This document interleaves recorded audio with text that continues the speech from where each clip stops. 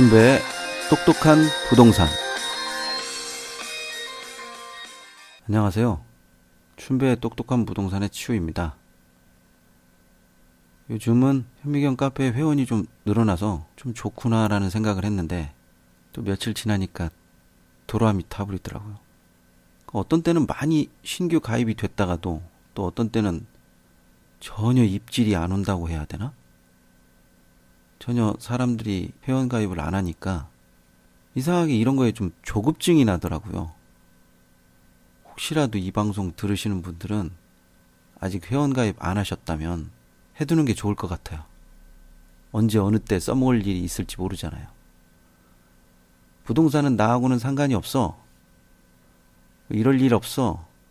이렇게 생각하시는 분은 없죠? 허다못해 평생에 월세 계약서, 전세 계약서 하나 안 쓰시는 분 있을지 모르겠네요. 의도했건 의도하지 않았건 생활 깊숙이 부동산은 이미 들어와 있는 것 같더라고요. 오늘은 다른 이야기보다 다른 이야기를 좀 한번 해보려고 합니다. 경매에서 볼 수 있는 이야기 중에 하나인데 지분 경매라는 게 있어요. 보통 토지에서도 많이 나오고 뭐 건물에서도 나오고 그러는데 뭐 몇 분의 몇 342분지에 63 이런 식으로 이렇게 나오는 경우도 있고 3분의 1 이렇게 나오는 경우도 있고 그런데 경매에서만 볼 수 있는 특이한 거죠. 물론 일반 매매에서도 볼 수는 있지만 일반 매매에서 그런 것을 제값 주고 사는 사람은 없죠. 경매도 마찬가지예요. 그런 걸 제값 주고 사는 사람은 거의 없어요. 또 이런 지분 경매를 경매니까 봐줄 수도 있다라고 생각하시는 분도 있고 또 그렇지 않은 부분도 분명히 있습니다. 이 지분 경매에도 단점이 있어요. 물론 장점도 있죠. 단점이 있으면 당연히 장점도 있고 장점이 있으면 단점이 있는데 첫째는 재산권 행사를 하기가 쉽지 않아요. 나 말고도 주인이 여럿이기 때문에 내가 독자적으로 어떤 행동을 할 수가 없다라는 거죠. 또 이렇게 되니까 거래가 또 잘 되지도 않아요. 또 어느 정도 온전한 형태로 거래를 하려면 그 지분을 가지고 있는 공유자들의 의견이 합치되어야 되는데 그게 그렇게 쉽지는 않죠. 더군다나 또 공유자들이 많으면 많을수록 목소리를 한마디씩만 내도 10마디가 될 수도 있고 5마디가 될 수도 있으니까 이 의견이 쉽게 되지는 않아요. 지분 경매라는 게 그 중에 일부분이 나오는 건데 일부분이 나올 때는 참 각양각색의 사연이 있어서 나와요. 뭐든지 또 지분 경매의 가장 큰 안 좋은 점이 대출이 나오지 않아요. 물론 뭐 지분을 담보로 해서 대출해주는 은행이 있다고는 하지만 이런 은행이 시중은행과 똑같은 금리를 받을 리는 만무하죠. 그래서 대부분 지분 경매를 하시는 분들은 대출을 이용하지 않습니다. 그러니까 뭐 수익률은 당연히 떨어지는 거고요. 그렇다 보니까 이것을 소액으로 접근을 합니다. 소액으로 접근해서 제대로 하면 이익이 크게 나죠. 그렇지만 지분 경매 해가지고 너 참 지분 잘 땄다 라고 말하는 사람 거의 못 들었어요.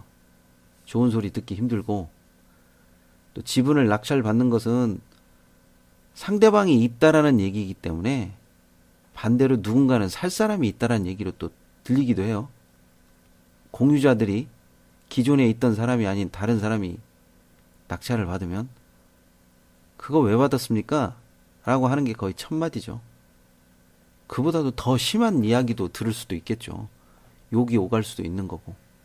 그러다 보니까 열에 한 8 정도는 법에 호소를 해야 할 때가 많아요.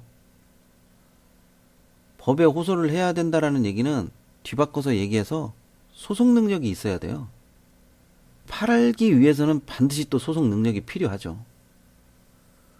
소송을 안 하고 해결하면 정말 좋은데 소송 없이 해결할 수 있다는 건 사실상 감나무 밑에서 감 떨어지기 바란다는 거? 운칠기삼? 뭐 이쯤 운에 기대서 노름을 하는 그런 거라고 생각이 돼요. 그렇다면 지분 경매에서 소송이 굉장히 어렵구나. 꼭 그렇지는 않아요. 흔한 내용증명서 몇 장만으로 끝나는 경우도 있고요. 소장 한 번 갔을 때 그냥 끝나는 경우도 있어요. 단점이라고 제가 말을 하긴 했는데 단점이라기보다는 지분 경매 특징쯤으로 해두죠. 지분을 푸는 방법에 대해서 또 생각을 해봐야 되는데요. 이게 그렇게 간단하진 않아요. 제가 말씀드리면서도 용어를 어떻게 설명해야 되나? 이런 부분이 생기네요. 형식적 경매도 있고 다른 사람에게 지분을 팔기도 하고 또는 매입하기도 하는 경우가 있는데 실제로 지분을 받게 되면 그렇게 간단하지가 않아요. 또 시간도 굉장히 오래 걸리고요. 일단 공유자가 비협조적으로 나오면 뭐 시간 잡아먹는 하마가 생기죠. 결국 이것도 저것도 안 돼서 뭐 변호사를 찾아가는데 변호사라고 뭐 무슨 뾰족한 수가 있는 것은 아닌 것 같아요. 나보다 소송에 관해서는 많이 알고 법에 관해서는 많이 알 수 있지만 변호사도 절차대로 가는 거고 나도 절차대로 가는 거기 때문에 상대방이 협조 안 하면 뭐 힘들죠. 그럼에도 불구하고 지분 경매가 짜릿한 경우가 있어요. 내가 그 물건에 대한 전후 사정을 다 알고 있는 경우나 그 지분에 얽혀 있는 사연을 어떻게 하면 할 수 있을 거라는 생각을 어느 정도 하고 난 이후에는 그때는 지분 경매가 매력적이죠. 지분 경매를 쉽게 다가서는 분들이 몇 번 있더라고요. 대부분 낮은 가격에 매료돼서 그런 경우가 생깁니다.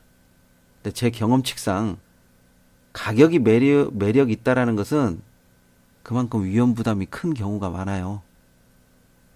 경매 시장이 어떤 시장이냐면 눈 뜨고 코 베어가는 세상? 그것보다 좀 더한 것 같아요. 한 10배 정도는 더 했으면 더 했지 절대 덜하지 않는 세상이에요. 돈이 뭔지 하는 그런 느낌도 들 때가 있고요. 또 이익에 굉장히 목숨을 걸다 보니까 부모, 형제, 뒤, 좌우 볼 새가 없죠. 오로지 딱 저거 하나, 수익. 그거 하나만 바라보고 가는 거예요. 위험 부담이 큰 만큼 짜릿하다고 했는데 내가 이 짜릿한 거 한번 느껴볼래? 느껴보시는 건 자유입니다. 자유인데 짜릿함을 위해서 돈을 버릴 필요는 없죠. 부동산의 가장 큰 단점은 돈은 살아있어요. 돈은 살아있는데 그 돈이 쓸 수 없는 돈이 돼. 즉 아무도 내 부동산에 관심을 갖지 않는다는 거죠. 그렇게 되면 내 부동산에 관심을 갖지 않는다는 거는 말은 쉽게 하죠. 자식에게 물려준다. 그러나 내가 없는 상황에 자식이 무슨 필요해요. 의미 없는 일이라고 생각합니다. 지분 경매를 전문적으로 하시는 분들이 있어요. 그분들은 결코 큰 투자를 하지 않죠. 그리고 작은 투자를 하면서도 불구하고 미리 입찰하기 전에 뭐가 어떻게 된다라고 하는 전후 사정을 모조리 다 꿰고 있어요. 어디서부터 어디까지는 소송으로 달래고 어디서부터 어디까지는 협박 비슷하게 한다. 라는 식으로 이렇게 꿰고 있어요. 초보자가 달라들 만한 것은 아니죠. 보통 지분 경매도 가격이 낮다고 해서 달라드는 경우가 있는데 가격이 낮은 만큼 위험 부담이 크다라는 거는 어느 정도 인지하셔야 됩니다. 지분 경매에 대해서 더 세세한 거를 얘기한다라는 것은 꼭 그렇게 되지도 않는데 지분 경매에서 막 커다란 돈을 벌었다라고 하는 것은 어떻게 보면 운이 좋을 수도 있지만 뒤바꿔서 생각하면 그만큼 많이 고민했다라는 증거죠. 부동산은 남들이 모르는 것을 내가 얻어서 큰 수익을 갖는다? 그렇기보다는 남들이 보지 못하는 것을 내가 보았기 때문에 수익을 낸다라고 보시는 게 훨씬 더 정확한 표현인 것 같아요. 지분 경매에 관한 부분은 현미경 카페에서도 나름 고수라고 하시는 분들이 많이 하더라고요. 저도 그렇게 즐겨 하는 편은 못 되지만 어쩌다 앞뒤 전후 사정이 눈에 들어오는 경우에는 가끔 한 번씩 하긴 하는데 그렇더라도 잘못 발목이 잡혀가지고 힘든 경우도 많이 있었어요. 아니, 지금도 있을지도 모르겠네요. 그렇지만 실망하지는 않아요. 진행 중이니까. 진행 중이라고 생각하시고 좀 더 많은 공부와 많은 관찰이 있으면 또 수익이 날 수도 있다라고 봅니다. 현미경 카페에 들어오셔서 더 자세한 글이나 이런 것들을 보시면 부동산 생활을 꼭 잘해서만 되는 것은 아니고 진짜 실생활에도 유익한 것들이 굉장히 많아요. 그런 거를 한번 누려보시기 바랍니다. 투자 환경이 굉장히 어렵다고 생각하시는데요. 누군가에게는 이런 투자 환경이 최적의 호재가 될 수도 있는 거겠죠. 좋아요와 구독하기는 꼭 눌러주시는 거 잊지 마시고요. 질문이 계시거나 혹시는 궁금증이 있다면 개인적인 연락 말고 현미경 카페에 글을 남겨주시기 바랍니다. 언제든지 성심성의껏 답변을 해드릴게요. 오늘은 여기까지입니다. 감사합니다.